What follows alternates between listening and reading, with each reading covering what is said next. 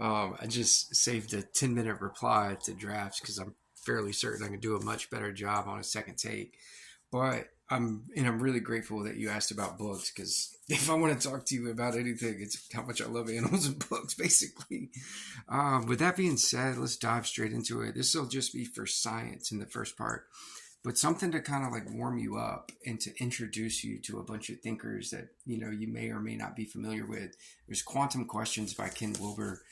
Ken Wilber is who I personally perceive to be one of the better, somewhat contemporary philosophers. At this point, he's like 90 years old, but for a while there, he was basically one of the only people I consider to be an actual philosopher and to actually to have understood or comprehended what the math and science were showing us starting approximately in the middle of the 19th century to where we find ourselves at now. And with that being said, one of the better mathematicians and physicists is easily Werner Heisenberg. So his books, Physics and Philosophy, and just try to know anytime you see philosophy, when it has something to do with science, it means if it's supposedly quote unquote science, right? And it's not just pure mathematical narratives and dialogue, like it's not just a bunch of equations, like there's words explaining things, then it's philosophy of science. And that's all that necessarily means. Sir Arthur Eddington on the nature of things. Uh, Sir Arthur Eddington was the first person to uh, ex- experimentally verify some of the things from Einstein's relativistic physics. Um, and speaking of philosophy of physics, here is Max Planck, arguably the greatest scientist who and founder of the study of matter. Um, and then we have Niels Bohr, atomic physics and human knowledge. Human knowledge is just epistemology, by the way. So I use that word from time to time, and if you're curious as to what it means, it's just human knowledge. But Niels Bohr and Heisenberg are very similar in their understandings. Although Heisenberg's book is going to be a lot easier to read than Bohr's book. Bohr gets dense. He's very heavy-handed. This is one of the smartest people that ever lived. So like, to crawl up in their minds, you kind of have to warm up. So I'm trying to explain, like, you would need to start off with quantum questions just to get yourself kind of prepped for the stuff that you're about to dive into. And then I would easily start with Heisenberg's book out of all that. But the two most important, or what I perceive to be the most important books that have anything to do with the philosophy of science, one, we'll start with the harder one. This is David Bohm's Wholeness in the Implicate Order. David Bohm is Oppenheimer's star pupil, right? Einstein called him his spiritual son. He was the scientific advisor to the Dalai Lama. And in the Gateway Analysis Report, or the Gateway Process Report, there's only one physicist mentioned in the entire report. It's David Bohm. And as a precursor, or what you should read to warm up to that, because that's a very difficult book for the most part. David Bohm is the greatest thinker to have been a physicist, mathematician, or scientist, okay? And I don't think that's really up for any sort of debate. It's not necessarily subjective. That's sort of an objective ruling. But the Tertium Organum by Pietro Uspensky. Pietro Uspensky is an autodidact, just meaning he's self-learned, self-taught. He's one of the greatest autodidacts to ever live. I consider Michael Faraday the true founder of electromagnetism, and George Boole, where we have computers and Boolean. Basically, the whole information revolution that we know of today occurred because of George Boole and his understanding of the mind so well. He developed a calculus on how we think, and that calculus and logic is usually what's used to operate or write software for computers nowadays. But anyway, the Organum, the first one was written by Aristotle. Organum in Latin just essentially means canon, like law or rule, right? Then Sir Francis Bacon had the second one, the Novum Organum, and the third one, or the Tertium Organum, is by Pietro Uspensky. And both David Bohm's and Pietro Uspensky's books touch on the philosophy of language, philosophy of mind, and then just math, geometry, and science.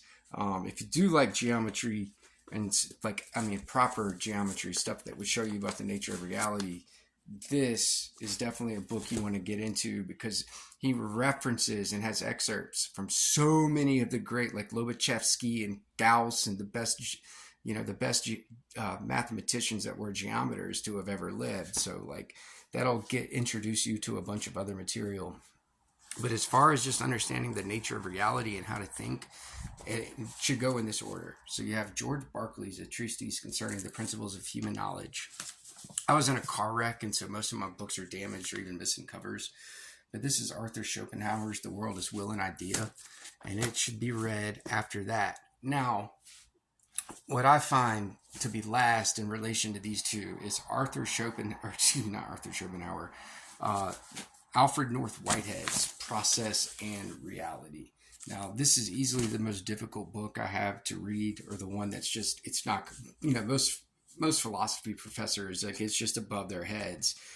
So like, that's why I have that last. But if you can get through things like Schopenhauer, and also Nietzsche is also tied in with all of this. And you could say his book Beyond Good and Evil, which is somewhere lying around, like, that could be a good book to kind of factor in with those. But those are going to deal with the nature of thought in itself, okay? And just giving you a clear idea of what we call it, like what it is that we call a reality, like what it actually is. If you're interested in consciousness and being, then Jean-Paul Sartre's Being and Nothingness is easily the best book on such things. Phenomenology and existentialism.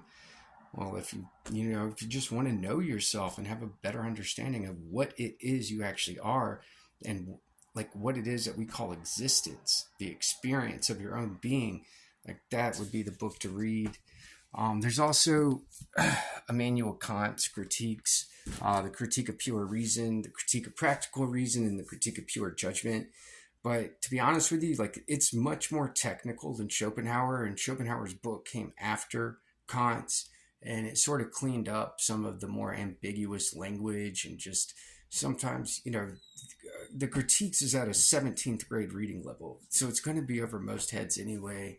I often listen to lectures from philosophy professors today that they have really horrid interpretations or just lack of understanding as to what it is he's saying. But, a key tenet, for example, is that time, space, and causality are like cause and effect. They're not things outside of our minds. They're literally aspects of our own knowledge. I more or less try to explain them as like filters that help instantiate or present the thing that we're experiencing that we call a reality. Watch out, Pumpkin.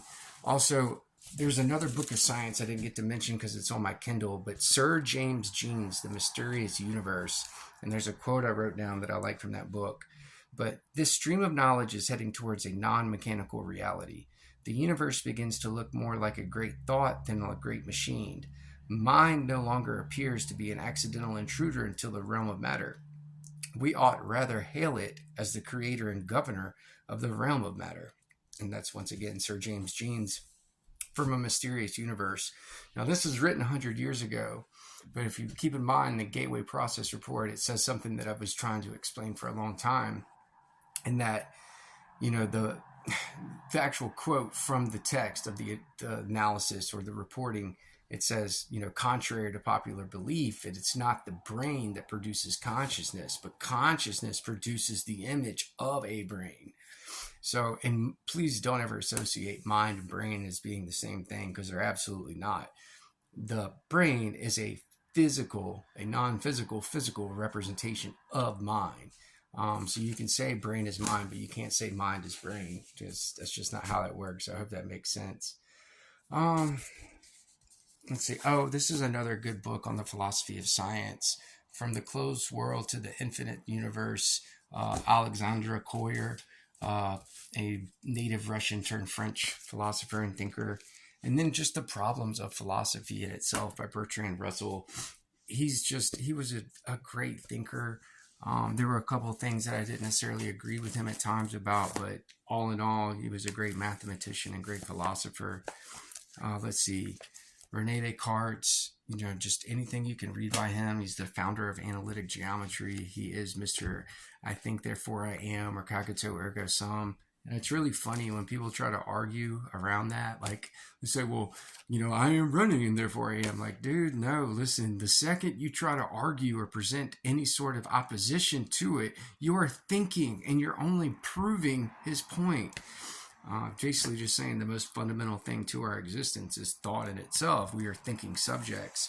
Godfrey Leibniz, he founded what we call differential calculus and just a bunch of other things. And all of these guys, when you read their books, you learn of yourself, you learn of reality, you learn to